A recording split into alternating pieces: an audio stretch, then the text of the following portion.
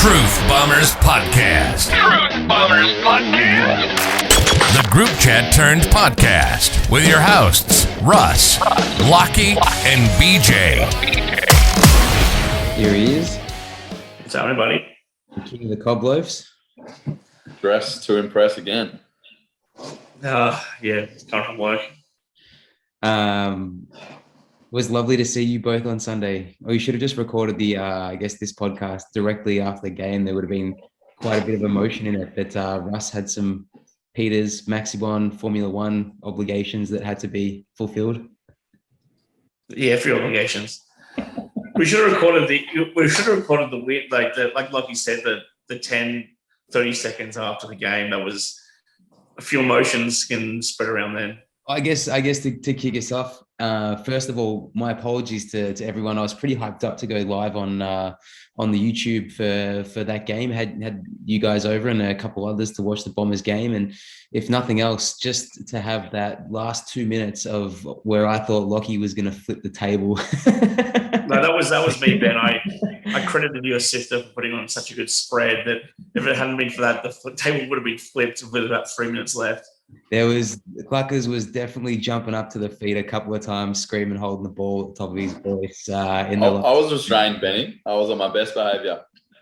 Minimal swear words. Mate, if I could have stood up, I would have been standing up right there in hysterics. If I had two working knees, I would have been. But alas, there we go. So we're finally on the board for season 2022. Yeah, one win out of the 8. One win out of the 8 points. Russ was running around telling everyone we're only 1 win out of the 8 now too, which is... I was in the office all day running around telling everyone that. Sorry, say that again, guys. I was in the office all day telling everyone we're 1 win out of the 8. All right, Russ, this time you go first. No, lucky. One win and about 40%, Yeah. at least. So you're telling me there's a chance. There's a chance. It's still early, but let's kick it off. Anyone got anything to crack open? I'm here still on the waters. I feel like it's been a very restrained podcast of late, and given the first 3 weeks, I might have expected there'd be a little bit more adult beveraging being going on with the podcast. But I guess it's much easier to look for positives when you come away from a win than it is often when we come down from a drubbing. So, to get us kicked off, episode 14 on the Truth Bombers podcast, the group chat turned podcast. Russ, first thoughts, mate. You can give me 3 words or just your first 15 seconds worth of overall of the game. It's hard. I was thinking about this. You sent through what I was going to say. I've been thinking about this for a long time, and I'm a bit perplexed because I don't know how to sum it up. I felt like we dominated, yet I came out of that game with 30 seconds spare thinking we've lost it. And I don't know how to sum that up to someone. Like, we dominated that first quarter. We should have put them away. Bombers style, yes, we didn't. But then for the next 2 quarters, I think we still dominated. And I still felt more nervous in the last 30 seconds there. I don't understand how we got away with it. I thought we lost it, to be honest, in that last quarter. Lach?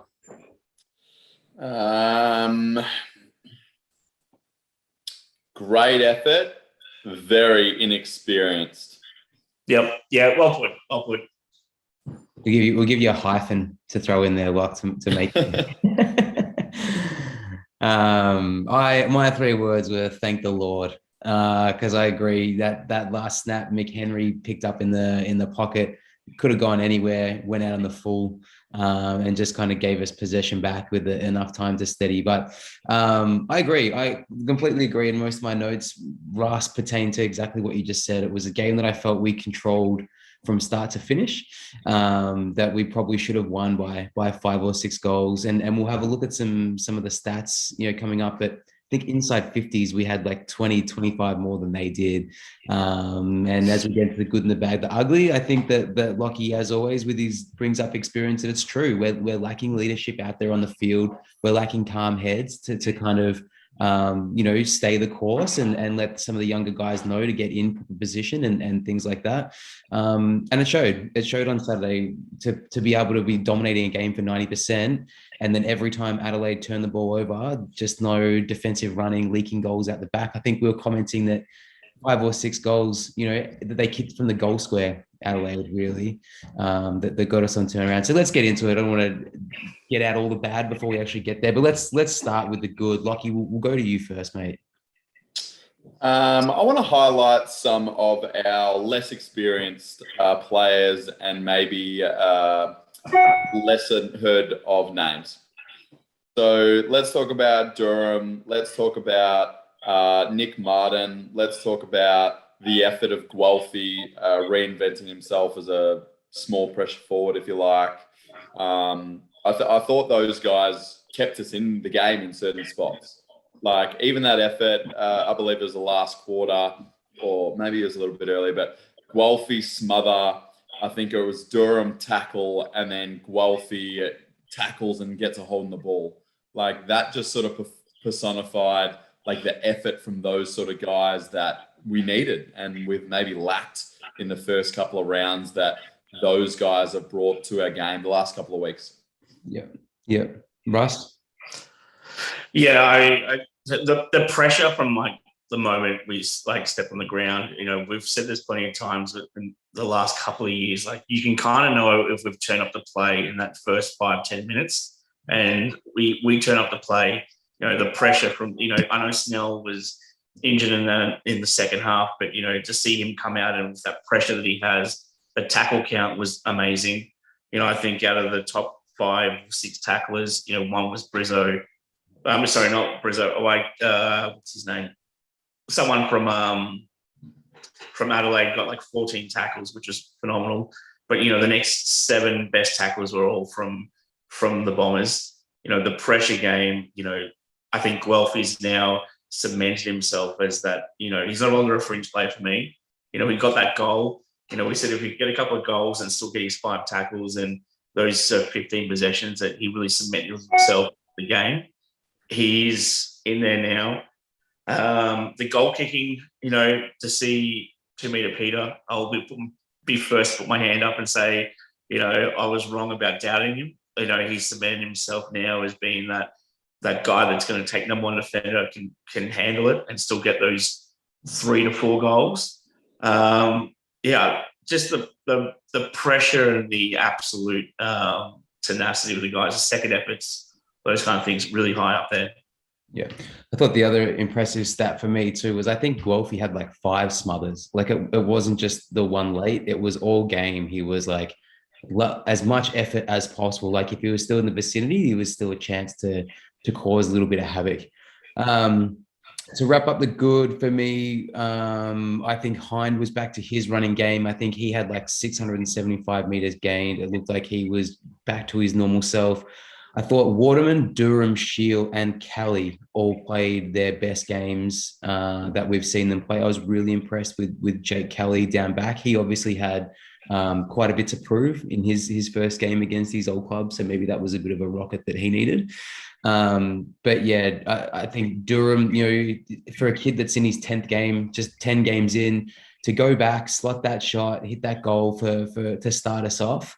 We are one of those teams where an early miss sets a trend, and it was when you kick goals instead of points, like that makes such a difference on even the perceived pressure for the other team early on. I think we were 2 goals up to 2 points, and it could easily just be like a nothing stalemate draw at that point. But you get a little bit of confidence, when you are hitting the scoreboard like that for the majors. So I think there was a lot of good. Like offensively, I thought we were, like we had a really high press. We were making the ground feel incredibly small, plenty of turnovers. Every time we got the ball, maybe there was a few times we moved it a bit slowly out of the back. But generally speaking, I thought offensively that was probably the best that kind of game that we'd put together. And I thought even Dev Smith played the best game that I've seen him play for a while, only playing a second half. I watched the replay again today, and he's had basically the same impact in just those 2 quarters of footy that he's been having when he's been playing full 4 quarters, and he's capped that off with a goal as well, which is exactly what you want from playing that same. I'll counter to Des Smith now. He came on just before was it the 4th quarter or just before the end of the 3rd quarter? Halftime. He came on halftime. Yeah. He's got fresh legs. I expected more from someone that had fresh legs coming on halftime of his ability. To be honest, yes, he had an impact. He got a goal. I think he got a little bit lucky with that goal. I'll play devil's advocate. I reckon, I openly didn't think he was going to kick that goal until I saw the goal umpire give the double barrels and, say that was all clear. I expect a little bit more from someone of his level of, a Crichton medalist who's come on at halftime and can't tear apart the opposition. Let's get into the bad, Lach. No, wait. Before we get to the bad, though, I think we need to talk about how good Nick Martin is for someone that's on his 3rd AFL game. So we'll circle back as we're kind of discussing our 3-2-1 in terms of like individual performance, maybe. Okay. Otherwise, I've got a few stats to back up my uglies, but bad. Bradenham. Why is he in our side? He doesn't dispose of the ball well. He doesn't make good decisions. He runs hard, so he's very fit, but that's it. He doesn't tackle. He doesn't finish when he can. I don't think he's in our best 30 players, let alone 22. I don't know how much more I can bash on him more than I have in the since the podcast even started, or this group chat started 2 years ago. So throw the Magnet out, mince him up, make him into Mortadella. He's done in my mind. I don't understand how he has a spot on the side at all. Just can't keep beating the meat. Yeah, I thought Ham was. I think even after the game, we sort of sat down, had a chat, and I said, "Lach, who do you think was best on?" He goes, "Oh, let's start with worst on." And he given it to Braden Ham. My bad. There was a lot of times coming out of that immediate full back line where the first option, the short option, the 25-meter hit kind of onto the flank and then it get onto the wing was on. And we just waited too long after the switch and just allowed the Crows to set up their zone. And I know it was Kelly a few times, but BZT a couple of times as well. The raps that he gets coming out of the VFL, and we've said it a lot, is he at the standard for AFL? I don't think he's quite there. I think he definitely played better than he has played in the past. But again, it's that just first option. You need to give the ball off to a better ball user and get back into where you're supposed to be in the press. Because there was a few times even going down the line, like the kicks down the line far too like corridory. We turn it over. They're right in the middle. It comes back way too fast and getting caught out on that turnover it killed us. And I think our press too, our full back line was so far up on that, that up towards the forward flank. I think Jake Kelly was running around almost at centre half forward at one point. There's a turnover and we just leaked out the back door. And that's what happens when the press gets sucked up that little bit too much. And like we said, 5 or 6 Adelaide goals kicked from inside their goal square just from that quick hands over the top overlap run and gun. It just felt like we were working so hard for the goals that we were kicking and we were just giving them up so easily, so easily. Yeah, ZVT was a big. We all saw his name get like on the Thursday pod that we did. Saw his name come up there. I'm like, surely not. First touch of the ball, free kick. Second touch of the ball, turnover. He's just not at the level of AFL. Like, he's not that he can't take that next step up. I think this will be. If he's not out of contract this year, which I think he is, I think he'll be out the door. I don't know if this is going to go into the ugly. I think it has to be, but so I might be a bit premature here. But our setup behind the ball was just pathetic. Our defensive pressure. Getting back, the work rate to get back after a turnover. We've already brought up 3 or 4 times the fact that we've scored 6 goals in the goal square. How do you leave 3 players in the goal square unattended just to tap the ball over the line? That happened a few times. I I don't know if it was a work rate or a structural setup with Truck not being up in the in the box to set him up. But yeah, as soon as there was a turnover, we were in all sorts. I think and we'll kick into the ugly, but I think like that's experience. That's needing more guys on the field that are, calling blokes back into the position they should be in when they see that the structure is not being held. Surely you have systems in place, though. It's something that you get caught ball watching, or you get caught with your opponent drifting up too far and too far out, or like things happen during game. Players switch off, young kids switch off, they get tired, they get panicked. Like there's a lot of adrenaline on, and that's what comes with experience. But you hear, I think it was even Jonathan Brown talking about playing against, Hawthorn when they were in their peak, and they would have 10 or 12 guys that would always be looking at the structure of the game when they weren't directly involved, and half a dozen people communicating to those players to pull them back. And that's what we lack. We lack, anyone outside of really Heppel that has that kind of leadership to be able to do that. I think, as good as Ridley is, he's not quite that player yet to be holding up the back line. His focus needs to be on his development and his role and his part of that system. But there's no one down there at the moment that's responsible for the system if Heppel's not on the ground, right? And I think we need someone like that in each line. We need someone like that for the mids. We need someone like that for the forwards. And the inexperience that we have all over the ground is I think that's ultimately what's hurting us there. Lach? Yeah, so that sort of highlights both of my uglies. We are 18th in the comp for defending ball movement. So what you're talking about, Russ, is the opposition is able to kick, run, move the ball through our defense way too easily and score. We're also 18th in the comp for contested possessions. That's horrible. And I think that comes down to experience. We were the youngest team by games and age on the weekend. So it all comes into it. But yeah, that was definitely my ugly, that ability for Adelaide to score against us when we've just been attacking for a few minutes, looked likely, and then they score. The stat that bothers me the most is the contested possession. 80% of the time, if you win contested possession, you win the game. So we were very much in the minority there to lose contested possession and still hold on there. Right. Yeah. And maybe that's just the young kids, where it's sort of like we're relying on guys that are 19, 20, 21 to win the ball versus someone that's 25, 28, 30. Yeah. Russ? Yeah, I agree. Lockie, you brought that up very early in the season that, we were very young, and was, I think we were sort of riding that wave of last year. It was like, no, we'd rather be young than old. And, we're going to get better and better. But it's true. I think we are a bit too young now in hindsight. And, we talked about, how much depth we had in the midfield, and now we've got two senior sort of injuries out, and it's all of a sudden we've got no one left other than the kids coming through.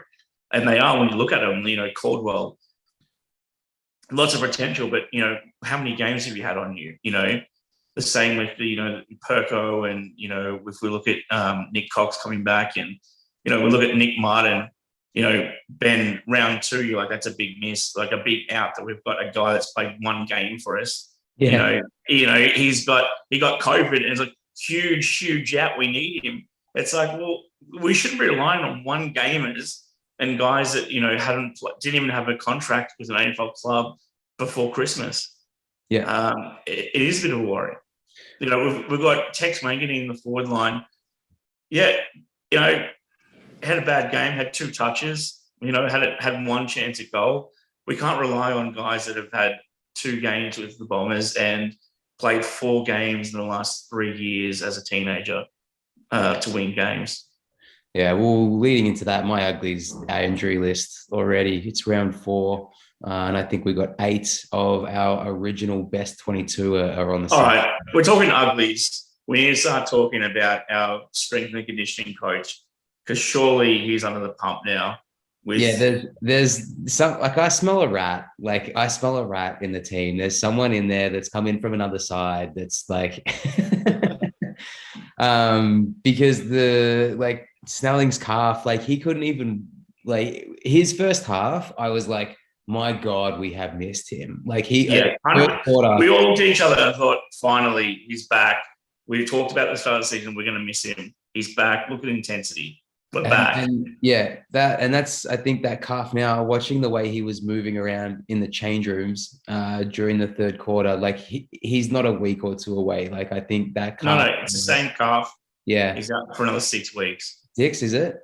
That's what our minimum is going to be, another 6, yeah. So we've got guys of Langford and Merritt and Snelling and, I mean, Stringer, same, soft injury. Same hamstring for Tipper, for Stringer. So that's, if we don't have a full squad, a full strength squad until round 10 or 11, that's trouble. Like, that is big trouble for us. It's not just the injuries, it's the same injuries and the same players.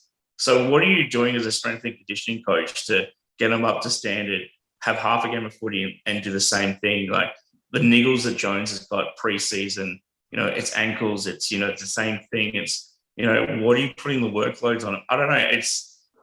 I've heard it from a few Bomber supporters out there, like talking to friends and, fellow Bombers lovers out there. And it's something that was sort of brought up last week, and, it's getting worse and worse by the week goes on.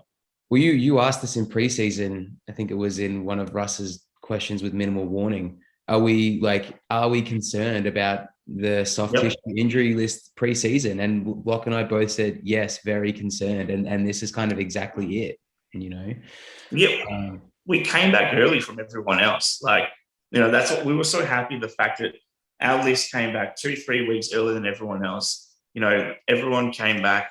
The senior guys came back, the junior guys came back to put in a solid preseason to get on the jump. And I feel like we're on the back foot once again, like we always are in the first 5 games, and we've got that slow start. It's concerned. Yeah, I'm very concerned. And if I was the strength and conditioning coach, I'm very concerned too. But in the flip side, that you've got, it's one of those jobs that it takes 3 years before 2-3 years before you get the benefits of having the right guy on the job, though. He's not concerned. He's got plenty of work. Yeah. He's the least concerned player on the bloke on the list.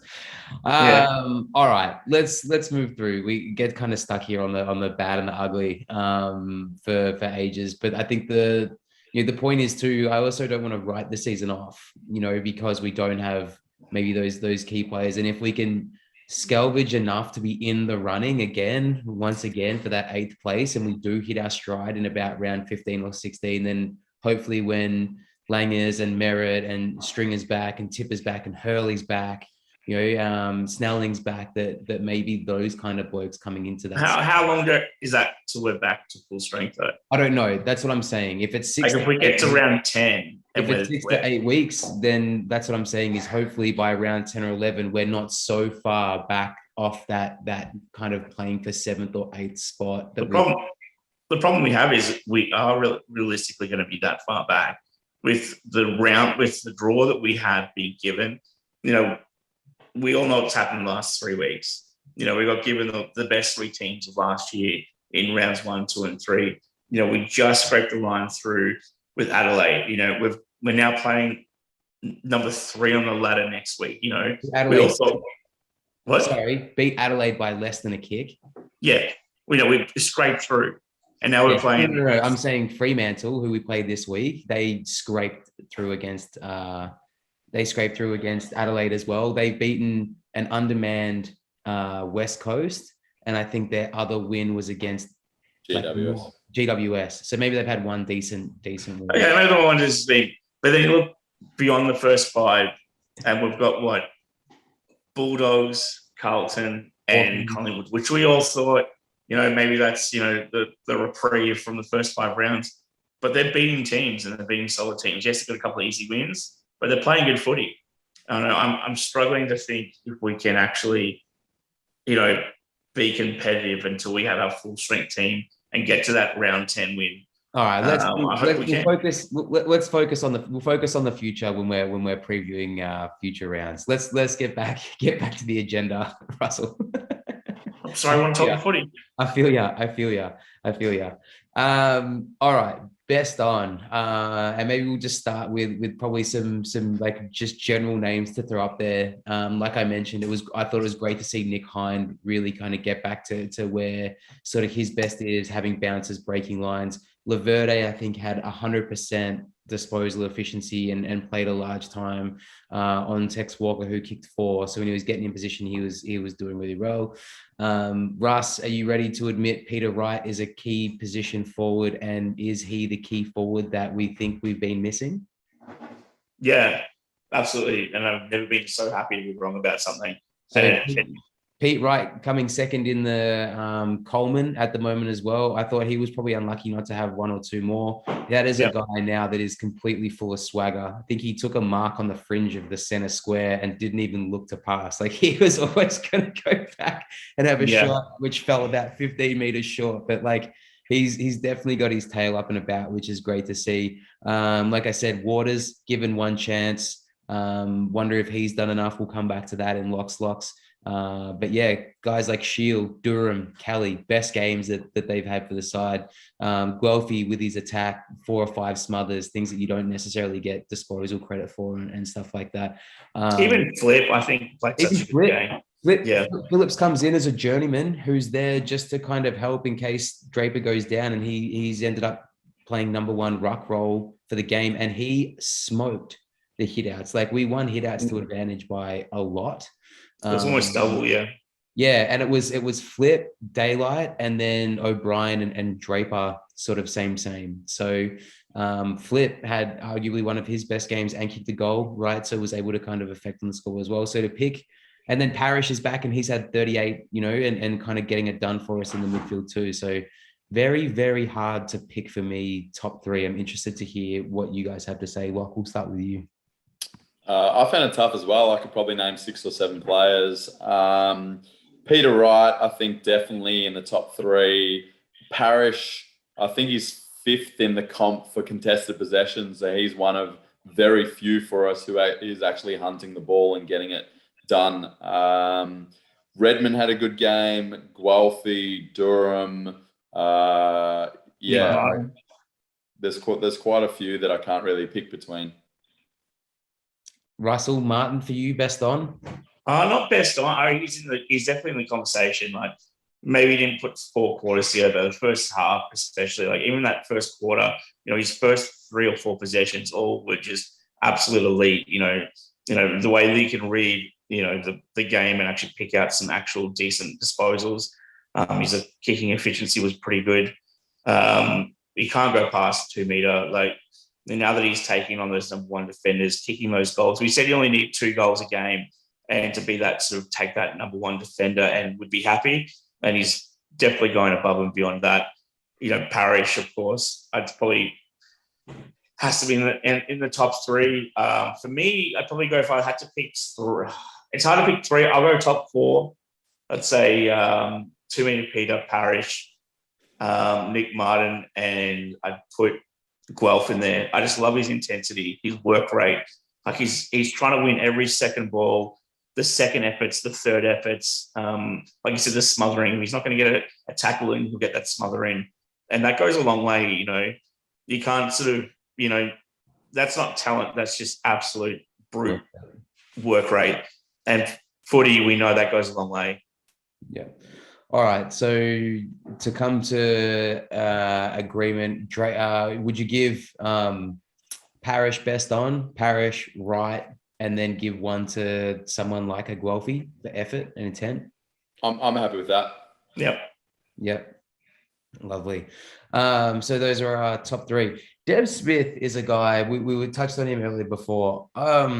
Now, Russ, I think you were overly harsh. Now, I kind of talked him through the idea up last week of potentially playing a Heppel as a professional medical sub role. There's more and more talk now in terms of, should the opposing team be able to use their sub if one team has activated their sub, which I'm not sure that I necessarily agree with, because I think if you're making a tactical substitution, that's an advantage. Whereas if you've lost one of your key 18 and you're bringing a lesser player in that potentially changes your structure, it's normally a disadvantage, even though you get fresh legs, I guess is the argument. It's also a disadvantage if you got someone with fresh legs on. No. Well, I think it's like you've got an injury, right? Like that's the disadvantage, is one of your key players or one of your best 18 or 22 is out of the game, right? Yeah, but you can also take out someone. So you're saying that it's not fair because you could take out a Ham and bring in Smith? Yeah. Okay. But well, no, I'm not necessarily saying that, because it's like, well, why would you sub someone in better than is already there? But like, if someone like Phillips goes down, or someone like Peter Wright goes down, and Dev Smith comes on, and then the other team's able to make a tactical substitution, like that puts them at a greater advantage than having an extra sub come on for an injury. Don't you think? Yeah, but on the flip side, we're playing West Coast and Natanui goes off, but they bring on a midfielder, and then all of a sudden, yes, they've got a second ruckman in, but they've got a brand new midfielder with fresh legs, and we've got someone on the bench that's just sitting there. Yeah, well, this is the discussion, isn't it? I personally think it should just be a 23-man team. So you've got an extra player on the bench, and there's no medical sub, there's no sub. You've just got that extra player, and even if they limit rotations, you've just got that extra player that you could use. So why don't we just keep it at 24? And if you I reckon we should go back to the original idea of the sub, and was like, okay, if someone has concussion and it's proven they have concussion and they're going to be out for 3 weeks, then bring on the medical sub. That's what it was made for. Then the coaches got involved. There's no need for the sub. So you think it should be purely concussion? We've used this hamstring too bad. You've only got we've used this sub method before, and we found out it was stupid, and we got rid of it. Well, then 5 years later, we come back and we go, we're not going to put a sub in. We're going to put a concussion rule in, so we don't don't risk having someone come off the field and being a disadvantage. And then that was the whole reason of it having the sub. And then they, at the 12th hour, go, you know what? It could be beneficial for any injury. And we've gone back to this same sub rule that we had 5 years ago or 7 years ago, whenever it came out, that didn't work then. And we've got the same model, because it was supposed to come in and say, hey, you can't, if you're the medical sub and you come in, that person can't play for the 2 weeks. That never happened. And they're supposed to have some medical evidence they came off. They missed the next week. You got to miss the next week. Yeah. Where I think there was a stat 2 weeks ago that out of the 5 medical sub or 6 medical subs that played the next week, 5 of them played the week after. So they're not enforcing it. Yeah. Watch this space. Yeah. All right, let's move on, because we've got 7 minutes left on the old Zoom meeting. So let's move into Lach's locks. Now, Lach, I'm going to start with my done enoughs, and you can give me the yes or no. And then if there's anyone else that we've missed or anyone else that you want to bring in. Yep. Has Flip done enough or shown enough as our number 1 ruck to get the green light ahead of this week? Yes. Locked in. I've changed my tune on that. I think he offers a cop-out for Draper, and they work well in tandem. I actually quite liked seeing Peter Wright and Flip in the goal square playing 2 talls while Draper rucked. I thought that was worked pretty well as well. BZT in or out? Yeah. Ham Good. in or out? Yeah. Devon Smith in or out? I'm happy with him being the sub. Semi in on the fence, half in. Yeah. And Tex Wanganeen, has he done enough? I think you keep him in. You keep him in? The 2 possessions, you keep him in. Yep. So I think with young kids like that, especially in a small forward role, you just want them to harass sometimes. And his attack on the man, tackling pressure, at least was there. And I know he didn't find the ball enough, but sometimes that's just a case of just being a little bit unlucky. The bounce of the ball, delivery into the forward 50. I think it's the hardest role to play as a small pressure forward. Can I be devil's advocate here? I know I'm on the fence if you keep him in or keep him not.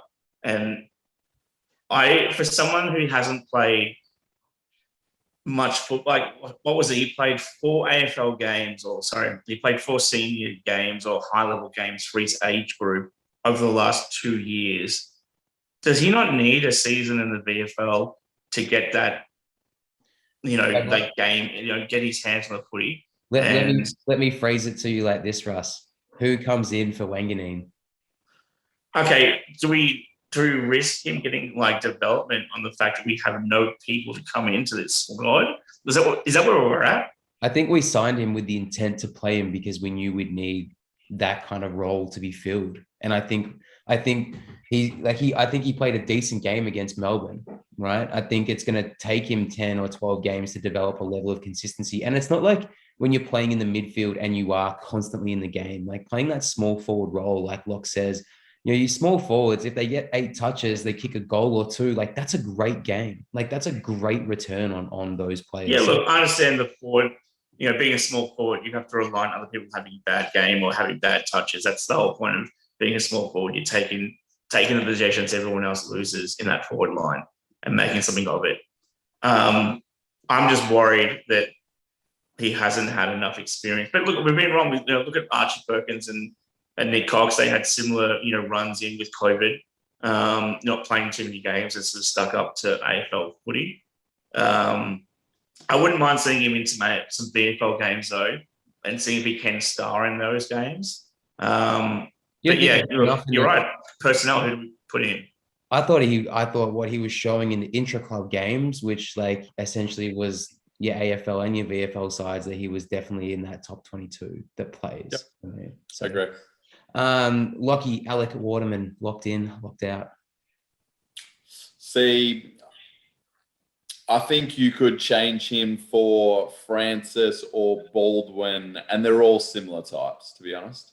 Yeah. One thing I would say is, potentially Hobbs could be brought in for someone like Ham.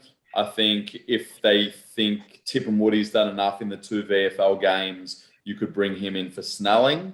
I'm not sure with Stewart whether they can bring him back for BZT, but they would be my replacements if they're fit and available.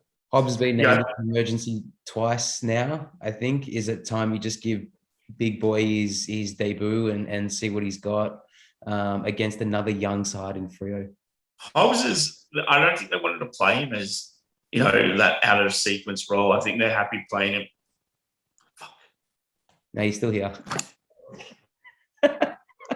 I think they're not playing him in the VFL because he's been an emergency. Yeah. But you're not giving him a game. I think you need to get him in. Get rid of Ham. I'm sick of Ham. Yeah.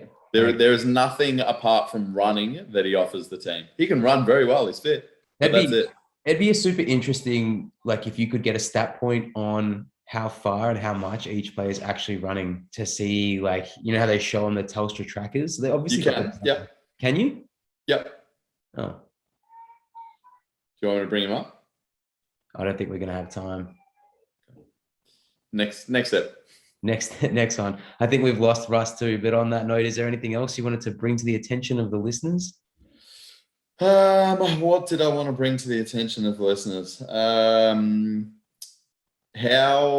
Just so everyone knows, I'm in front of Russ in the footy tipping so far. I've climbed a few spots. I'm in the top 10 now. That's a Thursday night. Oh well, I can bring it up. You were telling everyone I was on the 20th page, but that was on a Thursday night though. Yeah, I'm climbing the ranks. Russ had some interesting tips this week, but we'll cover that on Thursday as well. So on that note, mate, we might leave it there. Thanks for sitting down and having a chat with me. Again, we said it a lot, but hopefully we do get one in the studio in the not too distant future, although it won't be this week because we're away for Easter. But look forward to sitting down and chatting all things versus Fremantle with you on Thursday, bud. Yeah, sounds good, mate. All right, mate. We'll talk to you soon. Go Bombers. Go Bombers.